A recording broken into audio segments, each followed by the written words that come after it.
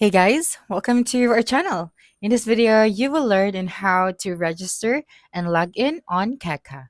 So first thing that you should do here is you just have to open any of your web browser, and then using the search bar at the top, you just have to search for Keka. All right, and then you will be directed to this website.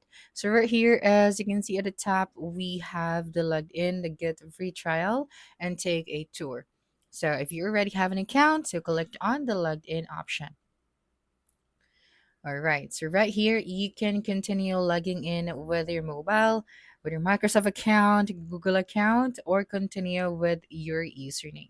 So after typing out right here your email or username, you just have to click on continue. Then after that, you just have to type out your password. Then once you're done, you're now good to go, and then you can now log into your Keka account.